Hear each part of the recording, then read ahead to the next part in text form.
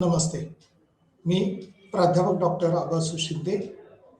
आपण Indira Gandhi national open university अंतर्गत principle of macro economics अर्थात समग्रलक्षी अर्थशास्त्र तत्वे किंवा समग्रलक्षी अर्थशास्त्राची तत्वे या विषयाच्या अंतर्गत block 1 issue in macro economics and national income accountancy अर्थातच समग्रलक्षी अर्थशास्त्र आणि राष्ट्रीय उत्पन्न लेखामधील समस्या किंवा त्या संदर्भातल्या असणाऱ्या बाबी वेगवेगळे पॉईंट्स चर्चेला घेणार आहोत.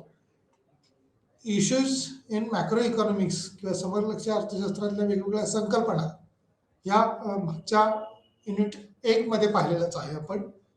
आज आपण जास्तीचा फोकस करणार आहे तो म्हणजे नॅशनल इन्कम अकाउंटिंग राष्ट्रीय उत्पन्न लेखा या अंतर्गत असणारी काही बारकावे किंवा वेगवेगळ्या संकल्पना ज्या आहेत त्या आपण पाहणार आहोत.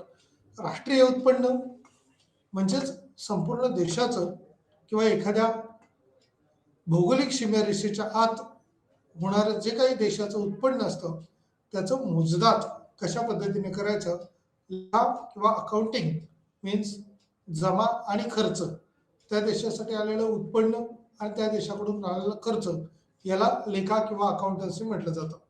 थोडक्यात आपणही आपला वैयक्तिक ज्या वेळेला विचार करतो किंवा कुटुंबाचा विचार करतो, एखाद्या संस्थेचा विचार करतो, एखाद्या युनिटचा विचार करतो, एखाद्या कंपनीचा विचार करतो, त्यावेळेला त्या कंपनीला किती उत्पन्न मिळतं आणि त्यासाठी किती खर्च करावा लागतो.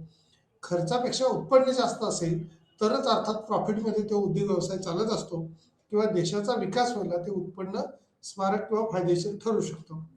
अशा पद्धतीनं व्यक्तीच्या देखील उत्पन्नाचा विचार करता एखाद्या व्यक्तीला जर समजा 1,00,000 रुपये महिना पगार असेल तर 12 महिन्यासाठी त्याला 12 लाख रुपये एवढं उत्पन्न होईल. परंतु हेच 12 लाख रुपये उत्पन्न एका वर्षासाठी ज्या वेळेला आपण विचार करतोय त्यावेळेला त्या कुटुंबाचा किंवा त्यांचा होणारा खर्च हा देखील विचारात घ्यावा लागतो. तो खर्च जर समथिंग आपण म्हणूया की 5 लाख 6 लाख असेल तर या 6 लाखाचं झालेला खर्च हा एक प्रकारे एक्सपेंडिचरच्या अनुषंगाने आपण इंग्लिशमध्ये म्हणू शकतो. हा एक्सपेंडिचर आणि मिळालेलं काय जे प्रॉफिट आपण म्हणूया किंवा नफा म्हणूया त्या अनुषंगाने त्यांना ते पुढील गुंतवणूक करण्यासाठी किंवा डेव्हलपमेंटसाठी आपल्याला काही बाबी वापरता येऊ शकतो. एखाद्या उद्योग व्यवसायामध्ये देखील होणारा काही खर्च काही वेळेला प्रॉपर्टीच्या वेळेला म्हणजे कॅपिटल इन्व्हेस्टमेंट आपण विचारात करतो तिचा आणि नंतरचा भविष्यातला होणारा उत्पन्नाचा बाबीत खूप फरक असू शकतो. यावरती केला जाणारा म्हणजे लेबर एक्सपेंडिचरच्या वेळेला आपण विचार करतो, लेबर वेजेसचा विचार करताना त्यांना दिलेले पगार असतील ते त्या त्या कालावधीमधला हा चल स्वरूपाचा किंवा विशिष्ट घटकांचा वरचा खर्च हा करावा लागणारा खर्च असतो. पण त्यासाठी एखादी मशिनरीज घेतली तर हा एकदाच मशिनरी घेणं आणि दीर्घकाळासाठी त्यावरती प्रॉफिट मिळवणं किंवा त्याचे मशीनच्या सहाय्याने उद्योग व्यवसाय चालवणं अशी स्थिती असू शकते. त्यामुळं याच्यासाठी लागणारा खर्च किंवा केलेली गुंतवणूक आणि मग होणारं प्रॉफिट या अनुषंगाने देशाचा सुद्धा विचार करताना वेगवेगळ्या सोयीसुविधा उपलब्ध करून देत असताना वेगवेगळ्या ठिकाणी गुंतवणूक करावी लागते. एज्युकेशनमध्ये देखील इन्व्हेस्टमेंट करावी लागते. इन्फ्रास्ट्रक्चरमध्ये रस्त्याच्या स्वरूपाचे काही सोयीसुविधा आपण म्हणूया, दळणवळणाची साधन सामग्री म्हणूया, याच्यासाठी आपल्याला गुंतवणूक करावी लागते आणि या गुंतवणुकीतून राष्ट्रीय उत्पन्न जनरेट होण्यासाठी म्हणजे जनरेट झालेला अगोदर तर आपल्याला खर्च करावा लागेल, परंतु फ्युचर प्लॅन तयार करून दरवर्षी त्या त्या देशाचं त्या त्या राज्याचं अंदाजपत्रक मांडलं जातं आणि या अंदाजपत्रकातून विशिष्ट प्रकारचा बेनिफिट हा निश्चितपणे सरकारला किंवा एक प्लॅनिंग आपण म्हणूया नियोजन करण्यासाठी त्या संस्थेला उपयोग होत असतो, त्या राज्याला उपयोग होत असतो, देशाला उपयोग होत असतो. त्यामुळं समग्र पातळीचा इथं विचार करताना इथं देश हा डोळ्यासमोर ठेवलेला आहे. एखादी छोटी कन्सेप्ट ही मायक्रो इकॉनॉमिक्समध्ये किंवा सूक्ष्म अर्थशास्त्रात विचारात घेतली जाते, परंतु इथं समग्र पातळीचा विचार हा केलेला आपण पाहतो किंवा केलेला दिसून येतो. याच्यातलं विशेष नॅशनल अकाउंटन्सी किंवा राष्ट्रीय उत्पन्न लेखा या अंतर्गत जे वेगवेगळे पॉईंट्स आहेत ते कुठले कुठले असू शकतात त्याचा मराठी आणि इंग्लिशमध्ये काही हेडलाईन्स किंवा हेडिंग पॉईंट्स दिलेले आहेत या युनिट 2च्या अंतर्गत. अर्थात इंट्रोडक्शन आहे, उत्पन्नाचं परिपत्रक आहे किंवा त्याचा प्रवाह कशा पद्धतीने जातो ते सांगितलंय. म्हणजे सर्क्युलर फ्लो ऑफ इन्कम, आपण म्हणूया उत्पन्नाचा चक्राकार प्रवाह तो कशा पद्धतीने चालतो.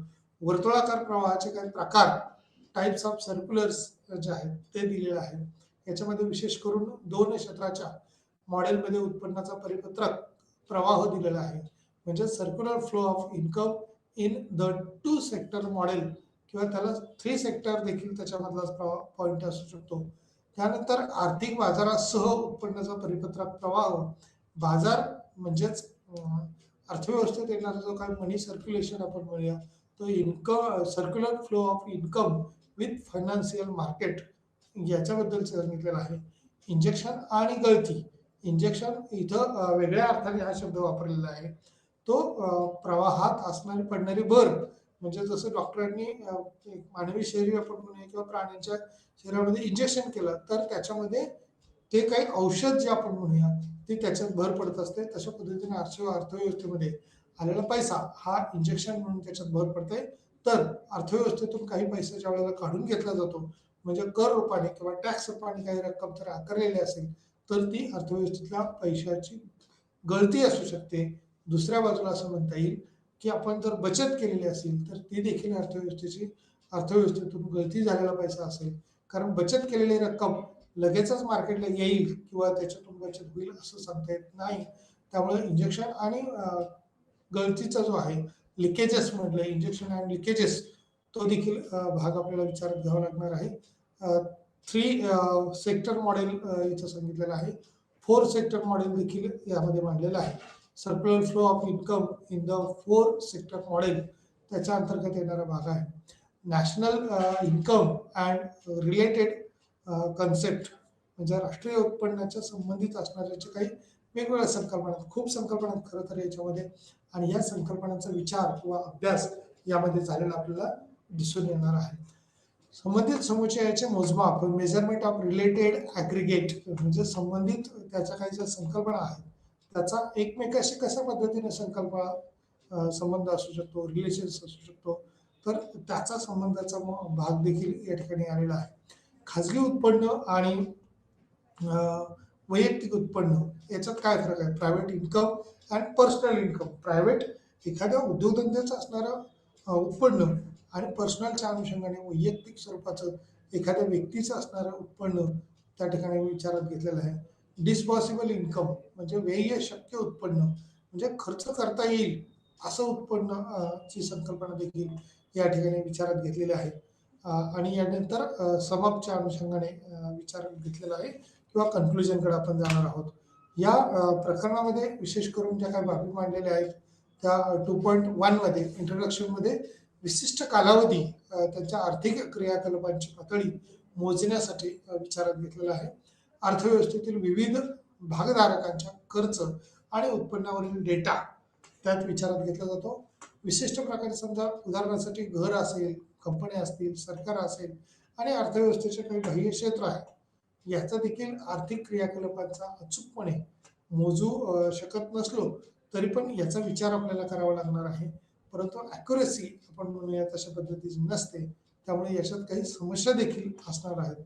अर्थव्यवस्थेचे कार्य आणि पिढीच्या माध्यमावर उत्पन्न आणि खर्च, अर्थव्यवस्थेचे जे कार्य चालतं ते कशा पद्धतीनं पिढ्यानपिढ्या आपण म्हणूया किंवा पिढीच्या माध्यमातून, म्हणजे समाज हा अमर स्वरूपाचा आहे तर व्यक्ती हा मृत स्वरूपाचा आहे. विशिष्ट कालखंडानंतर व्यक्ती किंवा तिथला प्रमुख जो असतो, आपण म्हणूया की अगदी पंतप्रधान असतील, राष्ट्रपती असतील, मुख्यमंत्री असतील, उपमुख्यमंत्री असतील, राज्यपाल असतील, ही जी काही पदं किंवा त्या त्या ठिकाणची असणारी सरकार आहे ती अल्पकाळासाठी किंवा प्रमुख जो आहे, अगदी व्यक्ती एखादा नोकरी करणारा असेल, कलेक्टर असेल, तरी देखील तो अल्पकाळासाठी किंवा विशिष्ट कालावधीसाठी असतो आणि त्याच्यानंतर त्या जागेला दुसरा कोणीतरी काम करणारा येत असतो किंवा वेगळी बॉडी व्यक्ती म्हणून काम करत असते आणि समाजातले असणारे वेगवेगळे प्रश्न, वेगवेगळ्या बाबी ते मांडण्याचा प्रयत्न करतात. त्यानंतर उत्पन्नाचा परिपत्रक प्रवाह जो आहे तो कशा पद्धतीने किंवा काय आपल्याला सुस्पष्ट करत असतो, तर उत्पन्नाचा चक्राकार प्रवाह म्हणजे मालाची सतत गोलाकार हालचाल आणि प्रमुख क्षेत्रामधील सेवा होय. आता या ठिकाणी उत्पन्नाचा प्रवाह म्हणजे एखाद्या व्यक्तीनं किंवा एखाद्या उद्योग संस्थेने एखादं काही निर्माण केलं असेल, तर ते एकाकडून दुसऱ्याकडं, दुसऱ्याकडून तिसऱ्याकडं जाणं आणि पुन्हा त्या व्यक्तीला त्याचा लाभ मिळणं, या अनुषंगाने चक्राकार प्रवाह जो आहे, तो उद्योगधंद्यामध्ये, व्यवसायामध्ये हा सातत्याने सुरू असतो. म्हणजे उत्पन्नाचा चक्राकार प्रवाह हा अखंडित होणं किंवा बंद पडणं म्हणजे अर्थव्यवस्था बंद होणे किंवा बेकारी, दारिद्र्याला सामोरे जाण्यासारखी स्थिती होऊ शकते. त्यामुळं उदाहरणासाठी जे काही सांगितलेलं आहे, घरगुती फर्म्स असतील किंवा घरगुती क्षेत्र आहे, फर्म किंवा एखादा व्यवसाय आहे, सरकारी क्षेत्र आहे आणि बाह्य क्षेत्र आहे. ज्याला उर्वरित जग देखील म्हणता येऊ शकतं. बाह्य क्षेत्र म्हणजे याचा निश्चित आपण म्हणूया परिणाम दिसत नाही किंवा जाणवत नाही. मग हे कशा पद्धतीने असतात किंवा काय असतात त्यावरती अनेक बाबी ह्या अवलंबून असतात. घरगुती फर्म घरगुती जे काही आपण म्हणूया कुटुंब संस्था आहे आणि मग उद्योग संस्था असं म्हटलंय, व्यवसाय संस्था किंवा त्यालाच फर्म सेक्टर असं देखील म्हटलेलं आहे. आणि मग तिसरा जो आहे तो गव्हर्नमेंटच्या अनुषंगाने आहे, सरकारच्या दृष्टीनं आहे आणि बाह्य क्षेत्राच्या दृष्टीनं की ज्याला उर्वरित जग असं म्हटलेलं आहे. वर्तुळाकार प्रवाहाचे जे काही प्रकार आहेत, त्या 2 क्षेत्राच्या मॉडेलमध्ये उत्पन्नाचा परिपत्रक प्रवाह जो आहे तो दिलेला आहे. 2 क्षेत्राच्या मॉडेलमध्ये उत्पन्नाचा परिपत्रक किंवा प्रवाह होत असताना एका बाजूला कुटुंब संस्था आणि दुसऱ्या बाजूला व्यवसाय संस्था इथं विचारात घेतलेली आहे. 2 क्षेत्रामधली ही जी काही कुटुंब संस्था आहे, त्या कुटुंब संस्थेकडून उद्योग संस्थेसाठी किंवा व्यवसाय संस्थेसाठी भूमी, श्रम, भांडवल आणि संयोजक हे 4 घटक पुरवले जातात आणि त्याचा मोबदला म्हणून खंड, खंड, वेतन, व्याज आणि नफा या 4 बाबी त्याच्या बदल्यात उद्योग संस्था कुटुंब संस्थेला देत असते.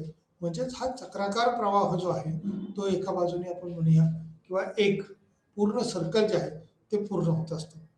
उद्योग संस्था त्यानंतरच्या टप्प्यामध्ये जे काही समजा आपण म्हणूया की कापड उद्योग ची संस्था आहे किंवा कापड निर्मिती आहे, त्याच्यावरची प्रक्रिया आहे किंवा तत्सम कपड्याच्या संदर्भातली एखादी उद्योग संस्था आहे. तर अशा ठिकाणी एका कुटुंब संस्थेकडून भूमी म्हणजे जमीन त्या ठिकाणी घेतलेली असते. त्याचबरोबर जमीन जशी घेतलेली असते तशाच पद्धतीने तिथं लेबर किंवा कामगार हे कामावरती आलेले असतात किंवा कामावरती घेतलेले असतात. दुसऱ्या बाजूने संयोजक त्या ठिकाणी काम करत असतात किंवा संयोजक त्या ठिकाणी प्लॅनिंगसाठी असतात. भांडवल किंवा कुठल्या तरी उद्योग कुठल्या तरी कुटुंब संस्थेच्या आधारावरती वेगवेगळ्या पद्धतीनं कुटुंब संस्थेकडून येणारी जी काय आपण म्हणूया भांडवलाचा प्रवाह जो असतो, बचत केलेला जो प्रवाह असतो, तो प्रवाह पुढच्या टप्प्यामध्ये जाऊन त्याचं गुंतवणुकीत रूपांतर होत असतं आणि ही गुंतवणूक कुटुंब संस्थेकडून फायनान्शियल सेक्टरच्या ठिकाणी केली जाईल. परंतु तसं न होता एखाद्या उद्योग संस्थेकडे ज्या वेळेला आपण गुंतवणूक डायव्हर्ट होते त्यावेळेला ती गुंतवणूक उद्योग संस्थेच्या दृष्टीने आवश्यक असते. त्यामुळंच जमीन किंवा आपण म्हणूया त्यासाठीच असणारे जे काही भूमी, श्रम, भांडवल आणि संयोजन हे 4 घटक उद्योग संस्थेकडे घेतले जातात आणि उद्योग संस्था त्याच्या बदल्यात जो काही मोबदला आहे तो दिलेला असतो. परंतु उद्योग संस्थेकडून तयार झालेले कपडे किंवा क्लॉथ वस्तू आणि सेवा असं म्हणूया, या वस्तू आणि सेवा कुटुंब संस्थेकडे प्रवाहित होत असतात. आता या कुटुंब संस्थेकडे होणारे प्रवाहित जे आहेत, हा जो प्रवाह आहे तो कशा पद्धतीने आहे किंवा किती प्रकारात तो चालू शकतो त्या अनुषंगाने म्हटले. त्या वस्तू आणि सेवासाठी म्हणजे कुटुंबाला आवश्यक असणारा समजा मला कपडे खरेदी करायचे होते आणि या कपडे खरेदी करताना मी काय करेल, कुठल्या तरी उद्योग संस्थेकडून किंवा कुठल्या तरी ठिकाणावरून ही कपडे खरेदी करेल आणि खरेदी केलेल्या कपड्यासाठी मी पैसे किंवा त्याचा मोबदला देईल. म्हणजे मिळालेला जो काही मोबदला आपण या 4 घटकाला म्हणतोय, कारण मी कोणत्या तरी कुटुंबातलाच आहे. संयोजक हा देखील कुठल्या तरी कुटुंबातलाच असतो. त्यामुळं कुटुंब संस्थेला याचा फायदा किंवा याचा लाभ हा मिळत असतो. त्यामुळे उत्पन्नाचा परिपत्रक प्रवाह जो आहे तो याच्यातनं आपल्याला सुस्पष्टपणे दिसून येतो. त्यानंतर याचा दुसरा टप्पा जो आहे तो पहिला चक्राकार गतीने भूमी, श्रम, भांडवल आणि संयोजक देणं, त्याचा मोबदला देणं आणि त्याच्यानंतर वस्तू देणं, उद्योग संस्थेकडून वस्तू देणं आणि त्याचा उद्योग संस्थेला पैशाच्या स्वरूपामध्ये होणारा मोबदला, हा चक्राकार प्रवाह देखील म्हणजे द्विक्षेत्रीय उत्पन्नाचा चक्राकार प्रवाह अशा पद्धतीने परिपूर्ण व्हायला या ठिकाणी मदत होत असते. आता यानंतरचा जो आहे तो आर्थिक बाजारासह उत्पन्नाचा परिपत्रक. आर्थिक बाजारासह म्हणजेच काय, तर अर्थव्यवस्थे म्हणजे जी काही चलन संकलन क्षेत्र आपण म्हणूया, मग तिथं बँका असतील, म्युच्युअल फंड असतील किंवा वित्तीय बाजारपेठ त्याला म्हटलं जाऊ शकतं. इथला भाग म्हणजे आर्थिक बाजारपेठा ज्या आहेत त्यांचा तिथं त्या ठिकाणी समावेश होतो. आणि याच्यात समजा एखाद्या व्यक्तीने मिळालेल्या उत्पन्नापैकी जर काही भाग राहिला तर तो उत्पन्नाचा भाग हा बचत म्हणून ठेवला जाईल आणि या बचतीतून अर्थात बाजारपेठेमध्ये पैसा येईल, म्हणजेच कुठल्या वित्तीय बाजारामध्ये येईल, म्हणजे कुठल्या तरी बँकेमध्ये ठेवलं जाईल, वित्तीय संस्थांमध्ये म्हणजे पतसंस्था असतील, LIC असतील, अमुक अमुक सगळ्या काही ज्या काय आपण म्हणूया फायनान्शियल रिलेटेड सेव्हिंग्स जे ठेवण्याचे साधनं आहेत त्या ठिकाणी वित्तीय साठवणूक केली जाईल आणि त्या वित्तीय साठवणुकीतून मोबदला मिळवला जाईल, परंतु त्यापेक्षा या वित्तीय प्रवाहाचं रूपांतर पुन्हा गुंतवणुकीमध्ये होईल आणि पुन्हा पैसा हा उद्योग संस्थेकडे येईल आणि या उद्योग संस्थेच्या मार्फत झालेलं उत्पादन पुन्हा भूमी, श्रम, भांडवल आणि संयोजक या घटकांना जसे मोबदले दिले गेले तसे बाजारपेठेमधले वित्तीय संस्थेच्या माध्यमातून कुटुंब संस्था ही आपल्याला नफा मिळवेल, झालेल्या बचतीतून असे फायदे होतील आणि त्याच फायद्याच्या आधारावरती अशा उत्पन्नाला जास्तीचा बेनिफिट मिळू शकतो. त्यामुळं उद्योग संस्था, कुटुंब संस्था आणि वित्तीय बाजार याचा देखील त्या ठिकाणी विचार हा करावा लागतो. यानंतरचा इंजेक्शन आणि गळती या अनुषंगाने आहे. म्हणजे इंजेक्शनच्या अनुषंगाने सरकार वेगवेगळ्या पद्धतीची गुंतवणूक जी आहे ती अशा वेगवेगळ्या संस्थांमध्ये करत असते आणि या संस्था किंवा सरकारी वेगवेगळे अनुदान जे आहेत, सबसिडीज ज्या आहेत, त्या सबसिडीतून निश्चितपणे आपल्याला आपण पाहतो की बाबी काही स्पष्टपणे दिसून येत असतात.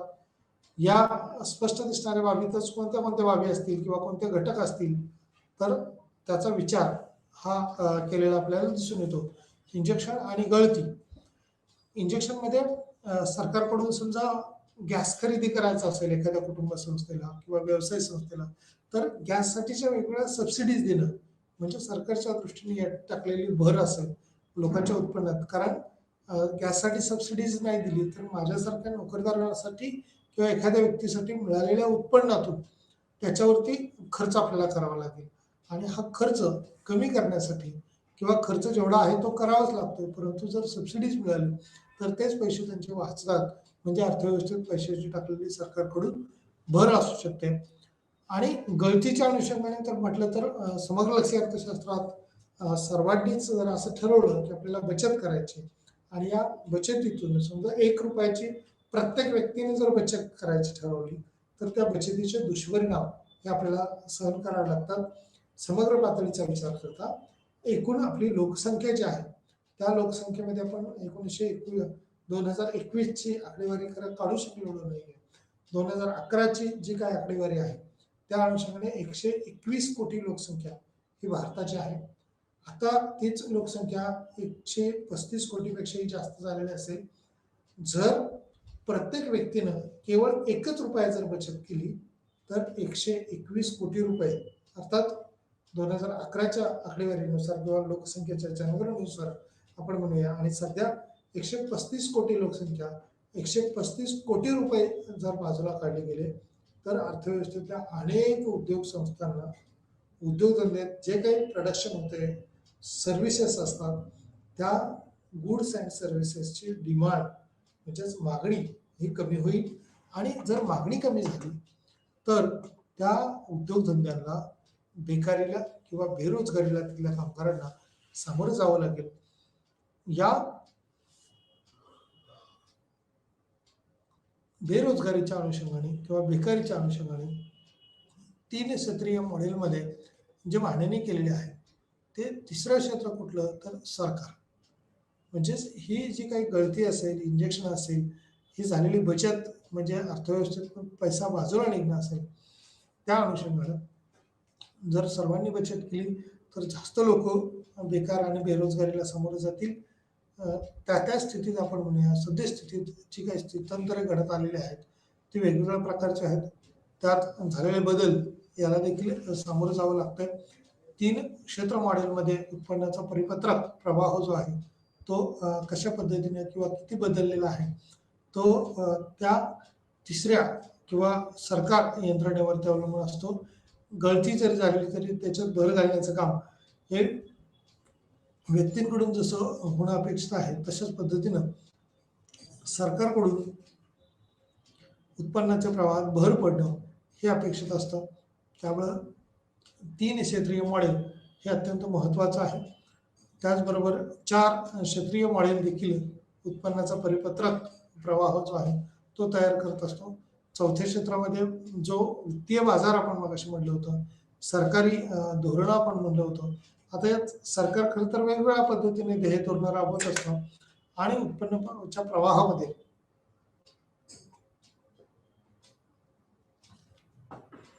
भर घालण्याचा प्रयत्न करतात. उत्पन्नाच्या प्रवाहामध्ये उद्योगधंद्यांसाठी असतील किंवा कुटुंब संस्थेसाठी असतील, स्वस्त धान्य दुकानाच्या मासाची केलेली सरकारची जी काही खर्च म्हणूया आपण, तो कुटुंब संस्थेच्या दृष्टीनं उत्पन्नाचा भाग असू शकतो. रस्त्यांसाठी केलेला खर्च हा देखील कुटुंबाच्या भविष्यातल्या उत्पन्न वाढीच्या दृष्टीनं फार महत्त्वाचा भाग असू शकतो. त्यामुळे 3 क्षेत्रीय मॉडेलमध्ये ज्या बाबी होत्या त्या 4 क्षेत्रामध्ये आणखी वित्तीय बाजाराचं म्हणतोय, सरकार म्हणतोय आपण, तशा पद्धतीने या दोन्ही क्षेत्राचा त्याच्यात चांगली भर पडलेली दिसते आणि अर्थव्यवस्थेची स्थिती किंवा अर्थव्यवस्थेत घडून येणारी स्थित्यंतर ही चांगल्या पद्धतीने वाढलेली किंवा त्यात बदल झालेले दिसून येतात. 4 सेक्टर मॉडेलमध्ये उत्पन्नाचं परिपत्रक जे आहे ते मांडताना वेगवेगळ्या संकल्पना त्यांनी मनात घेतलेल्या आहेत, विचारात घेतलेल्या आहेत. त्यामुळं उत्पन्नाचा चक्राकार प्रवाह हा देखील सातत्याने चालू राहतो. म्हणजे कुटुंबाला काही सबसिडीज अनुदान दिली जातात त्यावेळेला त्या कुटुंबाकडून वेगवेगळे टॅक्स जे आकारलेले असतात त्या टॅक्सच्या सहाय्याने देखील उत्पन्न काढून घेतलं जातं आणि हेच उत्पन्न पुन्हा वितरण करण्याचं काम देखील त्या ठिकाणी चाललेलं असतं. किंवा 4 सेक्टर मॉडेलमध्ये उत्पन्नाचा परिपत्रक प्रवाह जो आहे तो सतत विरळपणे चालू असल्याचं दिसून येतो. परंतु बेसिक लेवलला ग्रॅज्युएशन लेवलला आपण पाहतो त्यावेळेला द्विक्षेत्रीय आणि त्रिक्षेत्रीय उत्पन्नाचा चक्राकार प्रवाह याच्यावरती भर दिलेले आपल्याला दिसून येते किंवा विशेष त्याच्यात भर असल्याचं दिसून येतं. काही कन्सेप्ट या ठिकाणी राष्ट्रीय उत्पन्न आणि संबंधित संकल्पना दिलेल्या आहेत. यामध्ये इंग्लिश आणि मराठी अशा दोन्ही पद्धतीनं संकल्पना मांडलेल्या आहेत. GDPMP अशा अनुषंगाने असणारी संकल्पना म्हणजेच gross domestic product at market price, बाजारभाव संकल्पना किंवा देशांतर्गत बाजारभाव संकलन कशा पद्धतीने होऊ शकतं. भौगोलिक सीमारेषेच्या आत असणारं जे काही उत्पन्न आहे ते gross domestic product at market price, बाजार किमतीनुसार उत्पन्नाचा जो काही संकलनात केलेला भाग आहे त्याला राष्ट्रीय उत्पन्नाच्या अनुषंगाने या ठिकाणी विचारात घेतलेलं. त्याचबरोबर gross national product at market price, बाजारभावावर एकूण राष्ट्रीय उत्पादन किंवा GNP कशा पद्धतीने आहे, बाजारभावावर एकूण राष्ट्रीय उत्पादन जर विचारात घेतलं तर ते चांगल्या पद्धतीने होऊ शकतो. अर्थव्यवस्थेमध्ये जसं GDPच्या दृष्टीने विचार केला तर भौगोलिक सीमारेषेच्या आत होणारं जे काही उत्पन्न आहे ते प्लस परकीय बाजारपेठेमध्ये किंवा परदेशातल्या नागरिकांनी मिळवलेलं उत्पन्न जे आहे ते देखील त्याच्यामध्ये विचारात घेतलं जाऊ शकतं. Gross national product at market, बाजारभाव एकूण राष्ट्रीय उत्पादन GNPPM, या ठिकाणी नॅशनल म्हणजे स्थूल राष्ट्रीय उत्पन्न जसं म्हणतो आपण तशा पद्धतीनं नॅशनल किंवा निव्वळ राष्ट्रीय उत्पादन जे आहे ते net national product at market price, म्हणजेच बाजारभाव निव्वळ राष्ट्रीय उत्पादन, निव्वळ राष्ट्रीय उत्पादन इथं विचारात घेण्यासारखा भाग आहे. म्हणजे या ठिकाणी बाजार GDP मध्ये स्थूल राष्ट्रीय उत्पादन अधिक अधिक आयात वजा निर्यात असं विचारात घेतलं जातं सूत्र.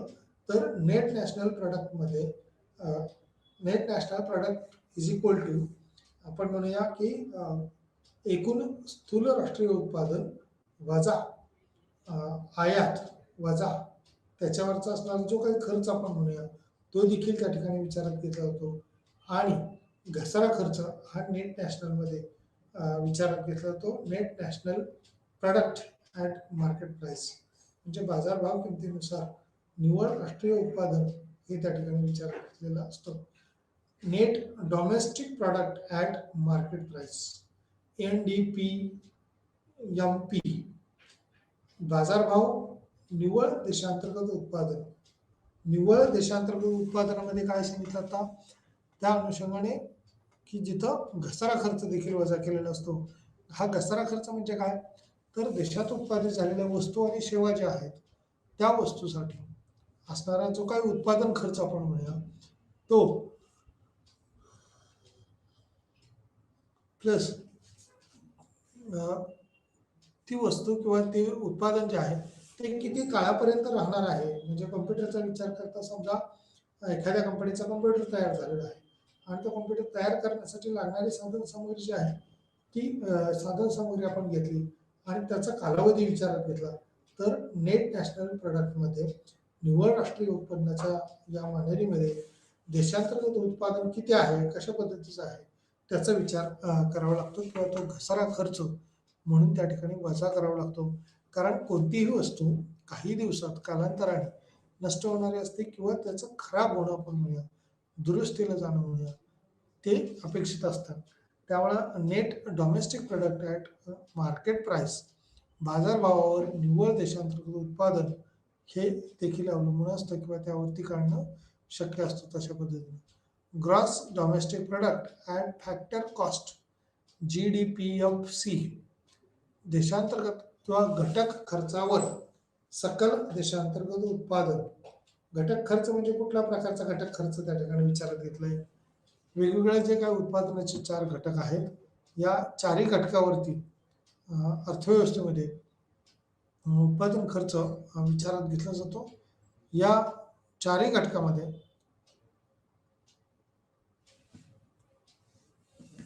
घटक खर्च म्हणजे भूमी श्रम भांडवल आणि संयोजक यांना दिलेले मोबदले म्हणजे खंड वेतन व्याज आणि नफा हा किती आहे याची जर मोजदाद केली तर अर्थव्यवस्थेतले राष्ट्रीय उत्पन्न मोजता येऊ शकतं.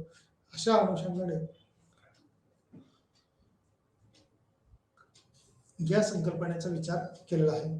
घटक खर्च पुन्हा gross domestic product at factor cost म्हणलं म्हणजे उत्पादनाचं जे काही घटक वापरलेले आहेत हे उत्पादनाचे घटक हे त्या ठिकाणी त्याची बेरीज कॉस्ट किंवा त्याचे असणारे जे काही खर्च आपण म्हणूया त्याचे एकत्रीकरण करणं किंवा एकत्रित त्याची मांडणी करणं हे अपेक्षित आहे. Net national product at factor cost म्हणजे त्याची उत्पादनाचा जो काही खर्च आहे NNPFC या अनुषंगाने म्हटलेला आहे. Gross domestic product at basic price मूळ किमतीवर एकूण देशांतर्गत उत्पादन ते किती होऊ शकतं किंवा gross domestic product at basic म्हणजे मूळ किमती. कारण कोणतीही बाजारपेठेतली किंवा अर्थव्यवस्थेतल्या वस्तूची किंमत किंवा वाढली आहे किंवा घटली हे कशामुळे काढतो आपण किंवा कशामुळे काढली जातं तर ह्या वस्तूची किंवा घटक खर्चानुसार येणारी किंमत जी आहे ती मूळ किमतीवर आधारित असते. म्हणजेच आधार वर्ष आपल्याला त्या ठिकाणी विचारात घ्यावं लागतं. आणि ह्या आधार वर्ष कोणता असेल तर आतापर्यंत आपण 2005-06 हे देखील आधार वर्ष म्हणून विचारात घेतलं होतं. आणि त्या कालखंडात खरं तर आधार वर्ष विचारात घेण्याच्या वेगवेगळ्या कन्सेप्ट आहेत. त्यात महत्त्वाची कन्सेप्ट अशी आहे की ते वर्ष हे कोणत्याही प्रकारचं अचानक आलेल्या मोठ्या संकटाला म्हणजे समजा कुठल्या तरी देशाचं आक्रमण आहे असं वर्ष विचारात घेऊन चालत नाही. दुसरी गोष्ट नैसर्गिक आपत्ती असेल मानवनिर्मित आपत्ती असेल अशा कालखंडातला देखील विचारात घेऊन चालत नाही. नैसर्गिक मध्ये दुष्काळ हा ओला दुष्काळ असेल किंवा कोरडा दुष्काळ असेल, म्हणजे पाऊसच पडला नाही किंवा खूप अतिवृष्टी झालेली आहे, असं देखील विचारात घेऊन चालत नाही. तर ॲव्हरेज म्हणजे सर्वसाधारण वर्ष आपल्याला विचारात घेणं अपेक्षित असतं. तरच त्याच्या किमतीवर उत्पादनाचा जो काही खर्च आहे तो बेस प्राइस किंवा मूळ किंमत ही देखील त्याच्यातले विचारात घेतली जाते. ग्रॉस डोमेस्टिक प्रोडक्टमध्ये ॲट बेसिक जी प्राइस असते ती प्रोडक्शन कॉस्टचा विचार करते. प्रोडक्शन कॉस्ट म्हणजे उत्पादनाचा खर्च किती आला. उत्पादनाचा खर्च जर जास्त असेल तर या जास्त उत्पादनाच्या खर्चाच्या अनुषंगानं अर्थव्यवस्थेमध्ये होणारं उत्पादन जे आहे ते चांगल्या पद्धतीने होऊ शकतं किंवा ते वाढू शकतं. आणि हे उत्पादन वाढीसाठी कोणते कोणते प्रयत्न होतील, काय काय केलं पाहिजे, त्या अनुषंगाने मूळ ज्या कन्सेप्ट आहेत, प्राइस आहे, या किमती किती आहेत किंवा कशा पद्धतीने राहतील याच्यावरती विशेष भर देणं हे आवश्यक असतं. या मूळ कन्सेप्टमध्ये किंवा मूळ किमतीवर त्याचा परिणाम झाला नाही पाहिजे किंवा तशा स्थितीत कोणते बदल होऊ शकतील, काय बदल होऊ शकतील याच्यावरती प्रकाश टाकणं हे अपेक्षित असतं. त्यामुळं बेसिक प्राइस पकडताना असेल किंवा आधार वर्ष म्हणून आपण म्हणूया विचारात घेत असताना त्याला त्या अर्थव्यवस्थेमध्ये कोणती स्थिती आहे ती जर आपण म्हणूया की कोविड-19च्या कंडिशनमध्ये जर कुठला अभ्यास केलेला असेल आणि तिथं राष्ट्रीय उत्पन्न काढताना निश्चितपणे त्याचा फरक पडलेला असेल. कारण नैसर्गिक आपत्ती जशी आहे तशी ती मानवनिर्मित आपत्ती झालेली होती आणि दोन्हीच्या दृष्टीने जर विचार केला तर खूप लोकांची किंवा हजारो लोकांची जीवन, हजारो कुटुंब आपण म्हणूया उद्ध्वस्त झाली याच्यातून. कारण कमावता कुटुंब प्रमुख सुद्धा याच्यातनं दगावलेला दिसून येतो आपल्याला. किंवा एखाद्या कुटुंबाचं कुटुंब कोविड पॅन्डेमिकमध्ये गेलेलं दिसून येतं किंवा कोविडच्या काळात दगावलेलं पाहतो आपण. त्यावेळेला याला एक आधार वर्ष धरताना राष्ट्रीय उत्पन्न काढताना ग्रॉस डोमेस्टिक प्रोडक्ट असेल किंवा फॅक्टर्सच्या अनुषंगाने असेल किंवा त्याच्या अनुषंगाने नेट नॅशनल प्रोडक्ट जो आहे तो किती असणं अपेक्षित आहे, कशा पद्धतीने असणं अपेक्षित आहे, तर ते काढताना एक सर्वसाधारण वर्ष हे विचारात घ्यावं लागतं. संबंधित समुच्चयाचे मोजमाप. संबंधित समुच्चय विशिष्ट प्रकारचा समुच्चय किंवा घटक हा मोजमापाचं एक साधन असतं. असं मॅक्रो इकॉनॉमिक्समध्ये होत नाही. मॅक्रो इकॉनॉमिक्समध्ये समग्र घटकांचा विचार केला जातो किंवा सर्व घटकांचा एकत्रित जी काही गोळाबेरीज असेल त्याचा अभ्यास हा समग्र लक्ष्य अर्थशास्त्र या विषयाच्या अभ्यासाचा विषय होऊ शकतो. प्रिन्सिपल ऑफ इफेक्टिव्ह डिमांड्स, जशा पद्धतीने मागणीचा पुरवठा वक्र किंवा त्याचं तत्व जे आहे ते मांडले गेलेलं आहे. तसंच संबंधित समुच्चयाचा अभ्यास करताना या बाबीवर विशेष भर दिलेला असतो. खाजगी उत्पन्न किंवा खाजगी संस्था असतील त्या उद्योग संस्था या अनुषंगाने त्यांचं असणारं उत्पन्न आणि त्याच्यावर केला जाणारा खर्च हा किती होऊ शकतो. आता खाजगी उत्पन्न म्हटलं म्हणजेच वैयक्तिक मला मिळालेल्या एखाद्या कामाचा मोबदला ते खाजगी व्यक्ती होऊ शकतो. परंतु तोच सरकारी अधिकारी असेल, सरकारी यंत्रणा असेल आणि या यंत्रणेला त्या उद्योगधंद्याला मिळालेलं जे काही उत्पन्न आपण म्हणूया ते संबंधित उत्पन्न हा विशिष्ट भाग विचारात घेतलेला असतो. त्यामुळे खाजगी उत्पन्न, वैयक्तिक उत्पन्न याचा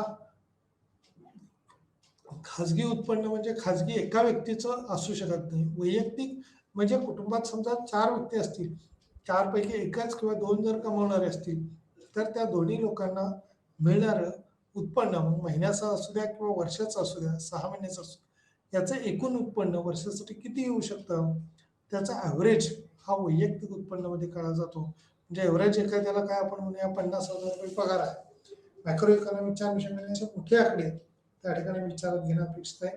वैयक्तिकमध्ये अगदी छोटे संकलन जे असतात ते मायक्रो इकॉनॉमिक्समध्ये केले जातात किंवा सूक्ष्म अर्थशास्त्रात त्याची मांडणी वाहपोह केलेला आपल्याला पाहायला मिळतो. आता या सूक्ष्म अर्थशास्त्रापेक्षा पुढं ज्या संकल्पना मांडलेल्या आहेत त्या खरं तर वेगवेगळ्या पद्धतीनं महत्वाच्या संकल्पना आहेत.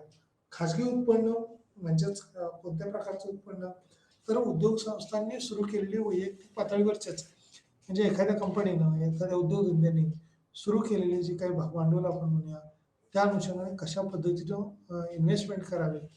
भूमी, श्रम, भांडवल आणि संयोजन जे उत्पन्नाचे चक्राकार प्रवाहातले मुख्य घटक आहेत आणि याचा प्रवाहित करण्याच्या दृष्टीनं व्यक्ती हा वैयक्तिक पातळीवरती, म्हणजे काही वेळेला महाविद्यालयातून विद्यार्थ्यांची सहल घेऊन जाण्यासाठी शासकीय परवानगी म्हणजेच महाविद्यालयाची परवानगी ही घेतली जाते किंवा घ्यावी लागते. शाळा असतील, हायस्कूल्स असतील तर त्या ठिकाणी तिथले मुख्याध्यापक असतील, ते विशिष्ट स्थिती किंवा कलेक्टरांच्या आदेशानुसार शिक्षण व्यवस्थेतले असणारी ध्येय धोरणं, त्याचे असणारे नियम, अटी शर्ती आपण म्हणूया, त्याला अधीन राहून काही जबाबदाऱ्या ही स्वतःवरती घेऊन त्या ठिकाणी तशा पद्धतीची नोंद ही दिलेली असते. आणि खाजगी व्यक्तीच्या संदर्भात निर्णय घेणं असेल किंवा होणारा पश्चाताप असेल, तो खाजगी व्यक्ती, खाजगी उद्योगधंदा किंवा ती संस्था जी आहे ती आत्मसात करते किंवा तिलाच तो भोगावा लागतो. नफा झाला तर स्वतःलाच खाजगी संस्थेला नफा झाल्याचा आनंद असतो. परंतु वैयक्तिक पातळीवर ते नोकरदार वर्ग आपण म्हणूया, उत्पन्न मिळवणारे असतील तर पुरुष असो किंवा स्त्री असो, याच्यामधला मिळालेला नफा किंवा उत्पन्न हे त्या उद्योग संस्थेला किंवा स्थावर ज्या कुठल्या बाबी असतील त्या वैयक्तिक व्यक्ती किंवा दुसऱ्या बाजूला आपण म्हणूया सरकारच्या अनुषंगाने याचा भाग हा विचाराधीन असतो किंवा महत्त्वाचा असतो. त्याचबरोबर संबंधित काही समुच्चयाचे मोजमाप करताना काही डिस्पोजेबल इन्कमच्या अनुषंगाने सुद्धा सांगितले. डिस्पोजेबल इन्कम मध्ये काय येऊ शकतं, तर व्यय शक्य उत्पन्न त्याला म्हटलं जातं किंवा खर्चयोग्य उत्पन्न, अशा अनुषंगाने सुद्धा ही संकल्पना आहे. जे आपल्याला अनुक्रमणिकेमध्ये जर पाहिलं तर या ठिकाणी डिस्पॉसिबल इन्कम आणि पर्सनल इन्कम असेल, प्रायव्हेट इन्कम असेल, तर या तिन्ही संकल्पना ज्या आहेत ते या ठिकाणी विचारात घेतलेल्या आहेत.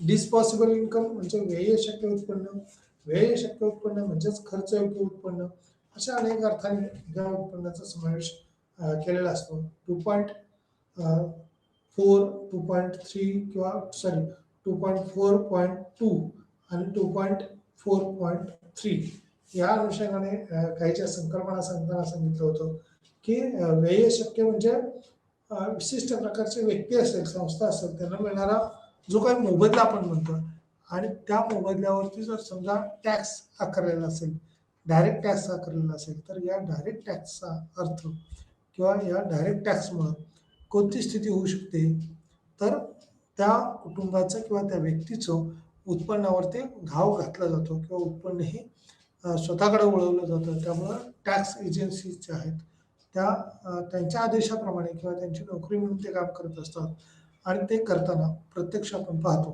वेगवेगळ्या अडचणींना सामोरं जावं लागतं. परंतु डिस्पॉसिबल इन्कममध्ये केवळ खर्च होणारा किंवा खर्च न होता जर काही रक्कम शिल्लक असेल तर त्याचा विचार नाही केला जात. परंतु खर्च शक्य उत्पन्न जे आहे, डिस्पॉसिबल इन्कम जे आहे ते किती असेल, तर व्यक्तीने आपल्या कुटुंबाला साधारण किती खर्च करावा, किती कमी किंवा जास्त करावा, या अनुषंगाने केलेल्या खर्चाची मोजदाद करण्याचं काम या राष्ट्रीय उत्पन्नाच्या अनुषंगाने केलं जाऊ शकतं. व्यय शक्य उत्पन्न असं देखील मराठीमध्ये म्हटलं जातं. डिस्पॉसिबल इन्कम, व्यय शक्य उत्पन्न किंवा खर्चयोग्य उत्पन्न. उदाहरणासाठी परत मॅक्रो लेवलचा आपला विषय असल्यामुळे आपण म्हणूया की एखाद्या संस्थेला, एखाद्या उद्योगाला 2 कोटी रुपये एवढे उत्पन्न मिळाले. आता 2 कोटी रुपये उत्पन्न मिळालं तर त्याच्यावरचा टॅक्स जो आहे तो 10% किंवा 15% आहे आणि हाच 15%चा टॅक्स हा पेड करण्याच्या अनुषंगाने वेगवेगळ्या बाबी आहेत त्या विचारात घ्याव्या लागतात. डिस्पॉसिबल इन्कममध्ये भारकावे जे आपण म्हणूया तो म्हणजे एखादा डायरेक्ट टॅक्स असेल, समजा माझ्यावरती डायरेक्ट टॅक्स असेल, बरोबर, प्राथमिक कर्ज किंवा कर रूपाने लादली गेलेली रक्कम आपण म्हणूया. मग ही जी काही रकमेच्या अनुषंगाने बाबी सांगितलेल्या आहेत डिस्पॉसिबल इन्कममध्ये, तर ती सरकारच्या ध्येय धोरणानुसार आपण म्हणूया प्लस RBIच्या ध्येय धोरणानुसार म्हणूया, अनेक वेळेला अनेक प्रकारचे बदल हे त्याच्यामध्ये घडून येताना दिसतात किंवा येत असल्याचं आपल्याला पाहतो आपण. या पर्सनल इन्कम मध्ये ज्या बाबी आहेत त्या कुठल्या आहेत, तर या पर्सनल इन्कम मध्ये डायरेक्ट टॅक्स, समजा माझ्यावरती किंवा मला मिळणारं 100 रुपयाचं उत्पन्न असेल आणि मला त्यावरती 10% एवढा टॅक्स जर आकारला, तर मला मिळणारं उत्पन्न हे 100 रुपये जरी मी म्हणत असलो तरी त्यातले 10 रुपये हे सरकारकडं जमा केले जातात, किंवा सरकारच्या ज्या काही टॅक्स कलेक्शन एजन्सीज आपण म्हणूया, संस्था ज्या आहेत त्या काम करत असतात. त्यामुळे मिळणारं उत्पन्न हे कशा पद्धतीने आहे, किती आहे, याच्यात विचारात आपल्याला घ्यावा लागतो. म्हणजेच या वैयक्तिक उत्पन्नाला विशेष अर्थ आहे, खाजगी उत्पन्नाला विशेष अर्थ आहे, डिस्पोजेबल इन्कम जे आहे, उत्पन्न जे आहे त्याला देखील तितकंच महत्व आहे.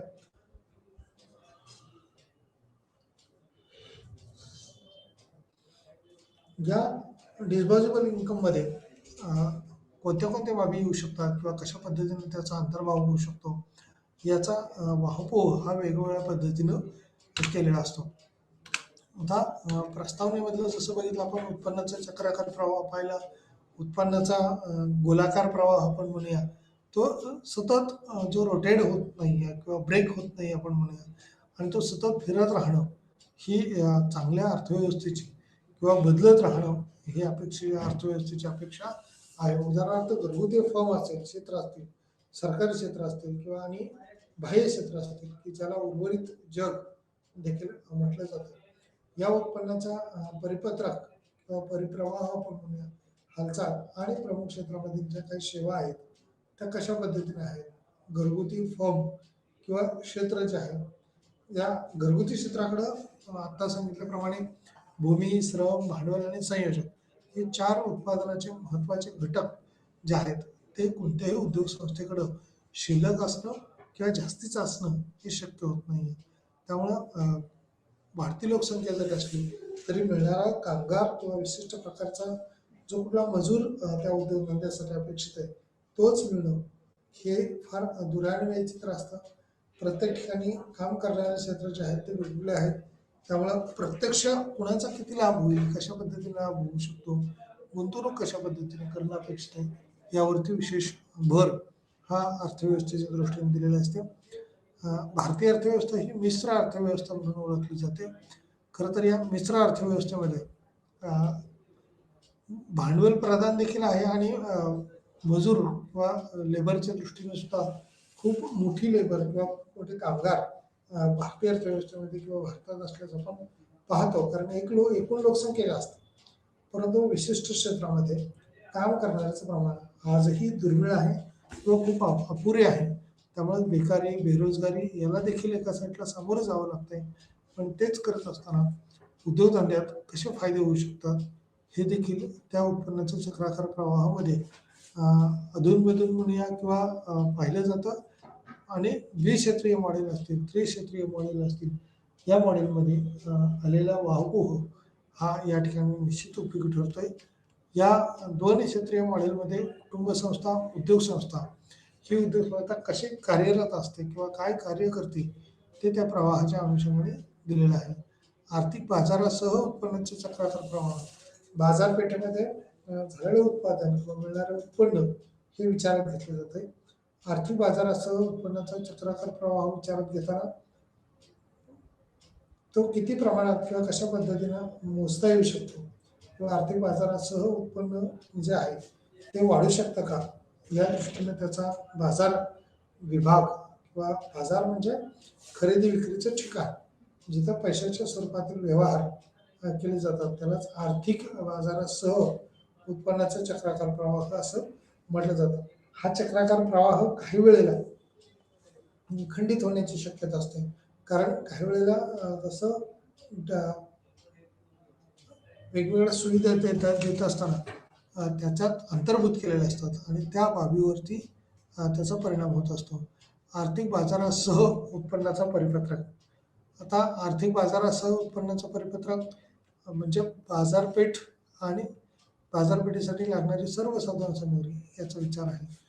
इंजेक्शनमध्ये जशा पद्धतीने आपण गळती याच्यावर भर दिला, हे अर्थव्यवस्थेत होणारी जी काही उत्पन्नाची गळती आहे, मग बचतीच्या रूपाने असेल, बँकेमधल्या ठेवीच्या स्वरूपामध्ये असेल, म्हणजे मिळालेलं तेवढं पूर्ण उत्पन्न पूर्णच्या पूर्ण खर्च न करता तसंच ठेवणं किंवा काही उत्पन्न हे बाजूला काढून ठेवणं हे व्यक्ती पातळीवरती शक्य आहे. परंतु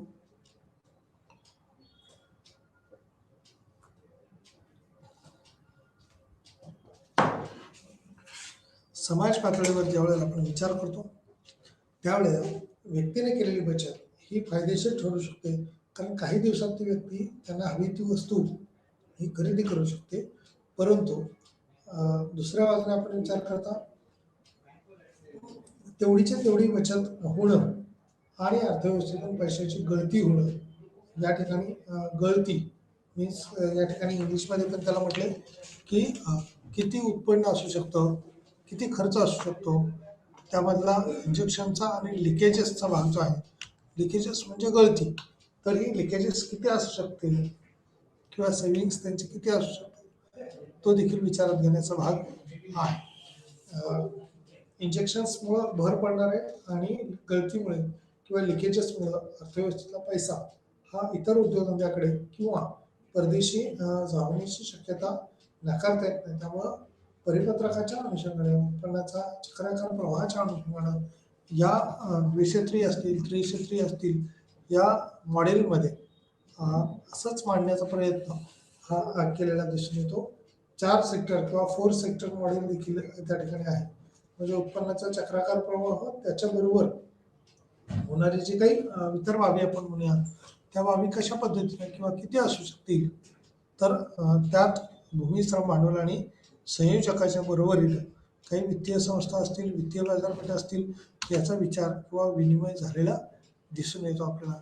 ग्रॉस डॉमेस्टिक प्रोडक्टमध्ये gross domestic product at market price बाजारभावावर सकल देशांतर्गत उत्पादन जे आहे GDP MP या अनुषंगाने अर्थव्यवस्थेतला राष्ट्रीय उत्पन्नाचा जो काही भाग आपण म्हणूया तो त्या ठिकाणी मांडलेला दिसून येतो. Cross national product at market price बाजारभावावर एकूण राष्ट्रीय उत्पादन किंवा GNP M या संदर्भातल्या काही बाबी या मांडलेल्या आपल्याला दिसून येतात किंवा त्या संदर्भातला अभ्यास हा या संकल्पनांमध्ये केलेला आहे. Net national product at market price बाजारभाव निव्वळ राष्ट्रीय उत्पादन NNPM चा देखील अंतर्भाव याच्यामध्ये झालेला आपल्याला पाहायला मिळतो. नेट नॅशनल किंवा net domestic product at market price भावावर निव्वळ देशांतर्गत उत्पादन NDPMP बाजारभाव म्हणजे या ठिकाणी स्थूल राष्ट्रीय उत्पादन प्लस आयात प्लस मायनस आपण म्हणूया निर्यात, म्हणजे जे कुठले उद्योगधंदे जे आहेत त्याच्यातून मिळणारं उत्पन्न हे त्या ठिकाणी जे काही त्याचा घसारा खर्च आपण म्हणूया तो वजा केला तर उत्पन्नाचा प्रवाह जो आहे तो चक्राकार गतीने जो फिरणारा प्रवाह आहे तो सातत्याने चालू राहतो. अर्थात राष्ट्रीय उत्पन्न मोजताना देशात तयार झालेलं उत्पादन आणि आंतरराष्ट्रीय बाजारातून असणारं उत्पादन ही किती प्रकारचं असू शकतं किंवा कशा पद्धतीचं असू शकतं ते त्यामध्ये दिलेलं आहे.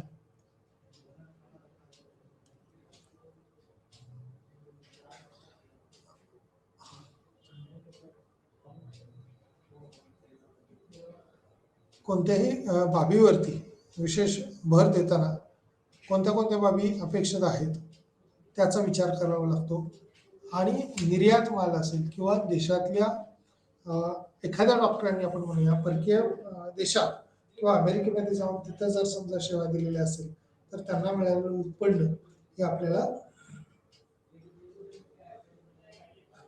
प्लसमध्ये विचारात घ्यावं लागतं. आणि आपल्या इथल्या पेशंटनं जर समजा तिथं जाऊन ट्रीटमेंट घेतली असेल किंवा तिथला डॉक्टर इथं आला असेल तर आपल्या पैशातून ही एक प्रकारे निर्यात किंवा खर्च झालेला आपल्याला असतो.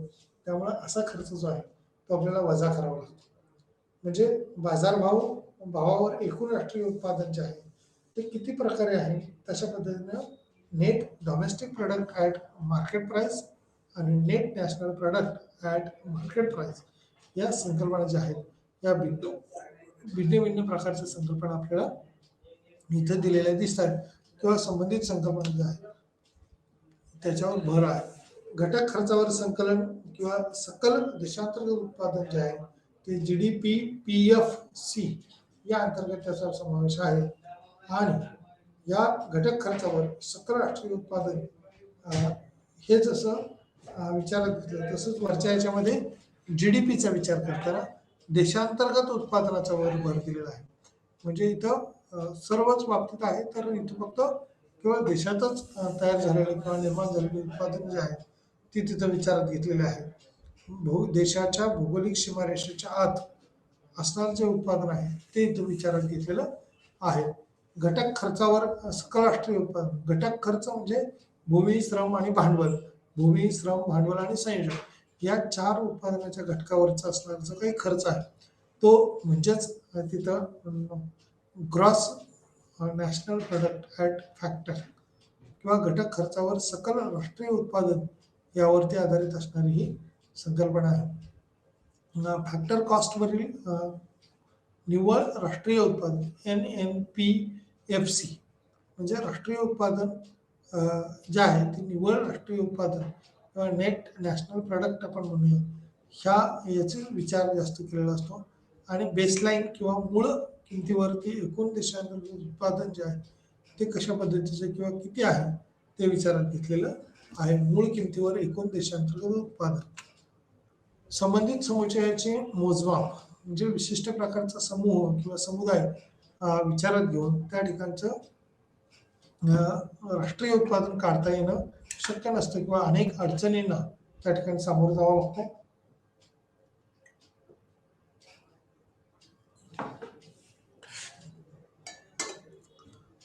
संबंधित समुच्चयाचा म्हणजे रोजगाराच्या अनुषंगाने रोजगाराचा करता येईल, बचतीच्या अनुषंगाने बचतीचा करता येईल, गुंतवणुकीच्या अनुषंगाने गुंतवणुकीचा करता येईल. विशिष्ट किंवा संबंधित समुच्चय त्या ठिकाणी विचारात घेतलेला आहे. संबंधित समुच्चयाचे मोजमाप करताना अर्थव्यवस्थेमध्ये त्या बाबीला विशेष महत्त्व असतं. खाजगी उत्पन्न जे आहे ते त्या उद्योग संस्थेचं किंवा उद्योगधंद्याचं असू शकतो. त्यामुळं उद्योग संस्था उद्योग याचा अंतर्भाव हा खाजगीमध्ये केलेला असतो. आणि वैयक्तिक किंवा एखाद्या व्यक्तीला वैयक्तिक उत्पन्न म्हणजे जसं मागाशी मी डॉक्टर सांगितलं तसं डॉक्टर जर अमेरिकेमध्ये जाऊन तिथं ट्रीटमेंट करणार असतील आणि तो पैसा आपल्या भारतासाठी किंवा भारतात आपण वापरणारा असेल तर त्याला वैयक्तिक उत्पन्न म्हणू शकतो. किंवा आपण केलेलं एखाद्या व्यक्तीने केलेलं काम असेल तर ते वैयक्तिक उत्पन्न होऊ शकतं. आणि या वैयक्तिक उत्पन्नामध्ये स्थूल राष्ट्रीय उत्पादनाचा वेगवेगळ्या अँगलने आपण समग्र पातळीचा विचार करून मांडणी केलेली आहे. या मांडणीमध्ये बारकावे जे आहेत ते लक्षात ठेवणं अपेक्षित आहे. त्याच्यातली चर्चा जी आहे ती वेगवेगळ्या पद्धतीने केली जाऊ शकते. त्यामुळं डिस्पॉझिबल इन्कम जे आहे ते जे सांगण्याचा प्रयत्न होता तो डिस्पॉझिबल इन्कम हा व्यय शक्य उत्पन्न किंवा आमदनी अठाणी आणि खर्चा रुपया असं आपण म्हणतो. म्हणजे उत्पन्न येतंय त्याच्यापेक्षा जास्त खर्च आहे आणि खर्च केला जातोय असं दिसून येतं आपल्याला. आता ह्या डिस्पॉझिबल इन्कम मध्ये व्यय शक्य उत्पन्नामध्ये व्यक्ती असेल किंवा संस्था असेल त्यांनी मिळालेलं जे उत्पन्न आहे परंतु त्यावरती आकारलेला टॅक्स हा वजा करावा लागतो. आता हा वजा केला तरच मिळणारं उत्पन्न हे आपल्याला निव्वळ स्वरूपात मिळू शकेल आणि ते खर्च देखील आपल्याला तशा पद्धतीनं करता येऊ शकतो. डिस्पोजेबल इन्कममध्ये वेगवेगळ्या बाबी आहेत. त्या बाबींमध्ये छोट्या मोठ्या बाबीत विचार करताना किंवा अभ्यास करताना समजा एखाद्याने 10% टॅक्स असेल, 20% टॅक्स, 30% टॅक्स असेल, तो आकारलेला टॅक्स हा डायरेक्ट टॅक्स होऊ शकतो. परंतु इनडायरेक्ट टॅक्समध्ये इतर काही वस्तू सेवा सुविधांचा लाभ घेत असताना अप्रत्यक्ष स्वरूपाचा कर जो माहितीही झालेला नसतो त्यामुळं तो कसा आकारला आहे किंवा किती आकारला आहे हे सांगता येत नाही. एखादी वस्तू खरेदी करताना समजा मला मिळालेलं उत्पन्न जे आहे ते समजा काही लाखांमध्ये मिळणारं उत्पन्न पण त्यातलं मला मिळणारा शेकडा 10% समजा त्याच्यावर टॅक्स आकारला तर मला उरले फक्त खर्च शक्य उत्पन्न 90,000 म्हणजेच डिस्पॉझिबल इन्कम याला म्हटलं जातं. म्हणजे खर्च करणे योग्य किंवा खर्च शक्य उत्पन्न असं देखील त्याला म्हणू शकतो आपण. व्यय शक्य उत्पन्न जे आहे ते अशा पद्धतीने विचारात घ्यावं लागतं. या एकूणच सर्व बाबीवरती प्रकाश टाकताना आपल्याला वेगवेगळ्या बाबीचा सारांश रूपाने मांडणी देखील करता येऊ शकते. स्थूल राष्ट्रीय उत्पन्न अर्थव्यवस्थेत आलेली उत्पादनाची साधनं, आता इथं मेजरमेंटच्या अनुषंगाने जर आपण विचार केला तर उत्पादन किंवा त्याचा खर्च आणि काढावा लागणारा खर्च या अनुषंगाने उत्पादनाचं मोजमाप देखील करता येऊ शकते. परंतु विशिष्ट करून जे उत्पादन आहे ते मोजताना अनेक अडचणी येतात. उत्पन्नाच्या अनुषंगाने ज्यावेळेला आपण पाहतो किंवा घटक खर्चानुसार आपण ज्यावेळेला पाहतो त्यावेळेला हे उत्पादन किती असणं अपेक्षित आहे. तर घटक खर्चामध्ये भूमी, श्रम, भांडवल आणि संयोजक या 4 बाबीवर प्रकाश पडला जातो. भूमी, श्रम, भांडवल आणि संयोजकाच्याच बाबतीत त्यांना मिळणारे मोबदले जे आहेत ते खंड, वेतन, व्याज आणि नफा आहे. परंतु या बाबी मिळणारेलं उत्पन्न ते कशा पद्धतीने खर्च करतील. समजा काही लोकांनी बचत केली तर ते उत्पन्न प्रवाहातली गळती होईल. समजा दिवाळीच्या वेळेला बोनस दिला जातो, संक्रांतीच्या वेळेला बोनस दिला जातो, हॅपी न्यू इयरच्या वेळेला बोनस दिला जातो. आता हे बोनस दिल्यामुळे काय होतं, समाजातल्या लोकांचं उत्पन्न वाढतं. म्हणजे जे काय आपण मगाशी म्हणत होतो ते उत्पन्नामध्ये भर पडणं, डिस्पोजेबल इन्कम मध्ये व्यय शक्य उत्पन्न म्हणजे खर्च करता येण्याजोगं उत्पन्न जे असेल ते देखील अर्थव्यवस्थेच्या माध्यमातून होण्याची शक्यता असते. त्यामुळे ही एक प्रकारचं इंजेक्शन असू शकतं आणि त्यातून गळती देखील काही कारणांमुळे होत असते. त्यामुळे सर्वच्या सर्व उत्पन्न जे आहे ते व्यक्तीपर्यंत काही वेळेला पूर्वी असं म्हटलं जायचं की केंद्रातनं 1 रुपया जर खर्च करण्याचं जाहीर झालं तर खालीपर्यंत येईपर्यंत म्हणजे 1 रुपया म्हणजे 100 पैसे आणि खालीपर्यंत केवळ 16 पैसे येत होते. म्हणजे इतर 84 पैसे हे कुठं जात होते. तर याचा अभ्यास किंवा याच्यावरती विचार करताना सध्याची जी काही वेगवेगळी सरकार आहेत ती डायरेक्ट जनतेच्या अकाउंटमध्ये जे काय देण्याच्या स्वरूपातले पैसे असतील किंवा इतर गोष्टी असतील तर त्या देऊ इच्छितात किंवा त्याला प्राधान्य दिलं जातं. म्हणजे आताच आपण जर पाहिलं तर कोविड-19च्या पार्श्वभूमीवर सरकार ही त्या कुटुंबाच्या किंवा कुटुंब प्रमुखाच्या अकाउंटवरती 2-2 हजार रुपये दर 2 महिन्यांनी 3 महिन्यांनी पाठवत होतं आणि या 3-3 महिन्यांनी आलेल्या 2,000मुळे एक प्रकारचा त्यांना आधार किंवा त्याचा लाभ हा कुटुंब संस्थेला झालेला दिसतोय. याच कुटुंब संस्थेच्या माध्यमातून सरकार हे आपलं काम करत असतं आणि उत्पन्नाचे दर कशा पद्धतीने कमी किंवा जास्त, जसं वित्तीय बाजारपेठेच्या दृष्टीने बँका आपण म्हणूया, आरबीआयचं धोरण जे आहे ते जाहीर झाल्यानंतर, पतविषयक धोरण जाहीर झाल्यानंतर प्रत्यक्षात किती उत्पन्न मिळू शकतं त्याचा एक अंदाज हा काढला जातो. त्यालाच अंदाजपत्रक असं देखील म्हटलं जातं. केंद्रीय पातळीवर, राज्य पातळीवर किंवा एखाद्या व्यक्ती, संस्था तो आपला अंदाजपत्रक हे तयार करू शकतो आणि या अंदाजपत्रकाच्या आधारावरती वेगवेगळ्या बाबी या पुढील वर्षात काय करता येऊ शकतं. अंदाजपत्रक, अंदाज या शब्दाचा अर्थ पुढील वर्षाचा ताळेबंद. पण टॅक्स रूपाने म्हणजेच डायरेक्ट टॅक्स असतील, इनडायरेक्ट टॅक्स असतील, म्हणजे प्रत्यक्ष कर आहे, अप्रत्यक्ष कर आहे, त्याचा अंतर्भाव किंवा त्याचा समावेश त्यामध्ये केलेला असतो. या डिस्पोजेबल इन्कममध्ये काही बाबी ज्या आहेत त्या किती असाव्यात तर किती नसाव्यात या दृष्टीने विचार होतो. आज आपण वेगवेगळ्या संकल्पनांमध्ये स्थूल राष्ट्रीय उत्पन्न असेल, निव्वळ राष्ट्रीय उत्पन्न असेल, व्यय शक्य उत्पन्न असेल, याच्यात अजून एक संकल्पना खरं तर असते ती म्हणजे दरडोई उत्पन्न, पर कॅपिटल इन्कम हा देखील काढणं फार महत्वाचं असतं. पर कॅपिटल इन्कम मध्ये एकूण स्थूल राष्ट्रीय उत्पादन भागिले एकूण लोकसंख्या असं विचारात घेतलं जातं. जे एकूण लोकसंख्या आहे तिला एकूण राष्ट्रीय उत्पन्न भागिले एकूण स्थूल किंवा एकूण लोकसंख्या आपण म्हणूया. म्हणजे एका कुटुंबातलं 5 लोक असतील आणि मिळणार 12 लाख रुपये उत्पन्न असेल, 10 लाख रुपये उत्पन्न, 10 लाख भागिले 5 म्हणजे प्रत्येकासाठी 2 लाख रुपये. अशा पद्धतीनं राष्ट्रीय उत्पन्नाच्या मोजण्याच्या वेगवेगळ्या संकल्पना आहेत. त्यातल्या काही समस्या आहेत, त्याचा आपण अभ्यास या ठिकाणी करण्याचा प्रयत्न केलेला आहे.